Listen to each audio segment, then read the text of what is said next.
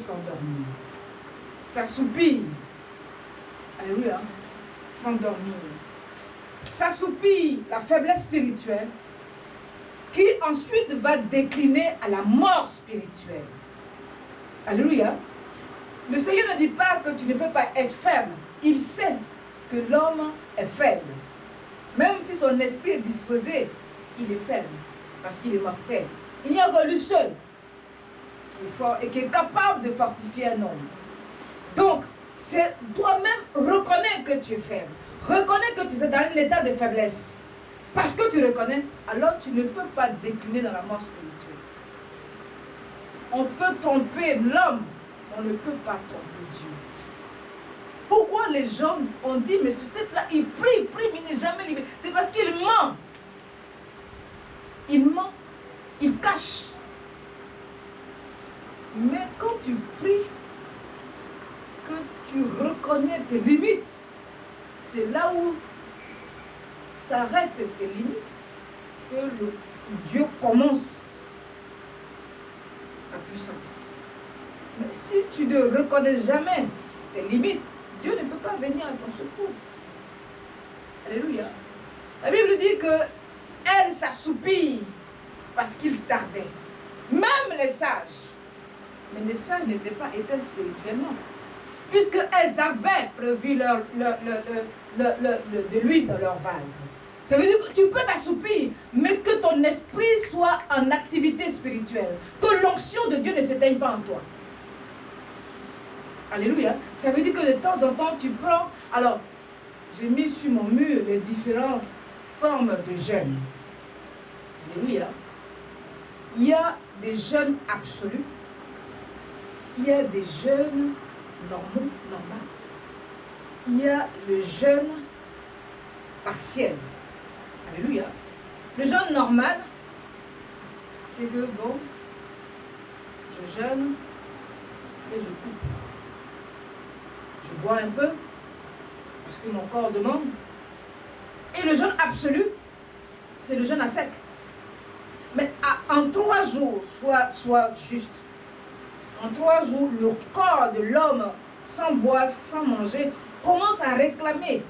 Ça veut dire que si tu prends l'habitude de jeûner par toi-même, sans être conduit par l'esprit tout le temps, tu causes un défaut dans ton cerveau. Alléluia. Le jeûne absolu a derrière un risque. Voilà. Si tu sais que tu es assoupi, de temps en temps, tu fais un jeûne partiel, c'est-à-dire que ce que tu aimes, tu ne manges pas. Alléluia. Mais tu manges correctement, c'est-à-dire que tu manges. Mais il y a des choses que... Quand vous remarquez Daniel était très vieux quand il a commencé à faire son jeûne de 21 jours. Ça veut dire que Daniel ne jeûnait pas totalement. Il faisait un jeûne partiel de 21 jours. Ça veut dire qu'il ne mangeait pas certaines choses. Alléluia. Il faut un régime alimentaire. Si on sait qu'on ne peut pas s'abstenir de manger et de boire, on se fait, on s'abstrait à un régime alimentaire pour dire, Seigneur, c'est à cause de toi que je ne mange pas ceci.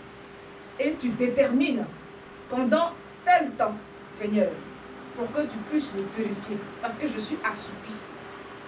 Et Dieu te régénère et il élève, il révèle l'Esprit de Dieu en toi et tu ne déclines pas à la mort spirituelle parce que l'assoupissement amène le découragement entraîne la mort spirituelle. Et la mort spirituelle peut entraîner la maladie, les attaques, les choses que le Saint-Esprit lui-même bloque. Pourquoi tu es avec une personne, l'autre personne est toujours fragile? C'est parce qu'elle est éloignée du Saint-Esprit. Parce que tout homme est fragile. Alléluia. Tout homme, que ta lampe ne s'éteigne jamais. Que ta lampe ne t'éteigne jamais. Alléluia. Les 5 vierges avaient prévu la lampe. La lampe, c'est la lumière de notre âme. La lumière de notre âme est motivée par le fait que je m'engage, je ne vais pas dire je me force, mais je me fais violence pour me lever pour aller prier. Je me fais violence pour me lever pour prier. Je me fais violence pour pour prendre un temps de recueillement. Je me fais violence, parfois je n'ai pas envie de lire, mais je lis quand même la parole de Dieu. Pour ne pas que mon esprit s'éteigne. C'est la parole qui purifie.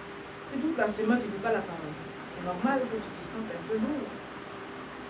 Si toute la semaine tu n'as pas prié, si toute la semaine tu n'as pas parlé au Seigneur, c'est normal que tu ne sens pas son esprit sur toi. Alléluia. Car notre Dieu est fidèle.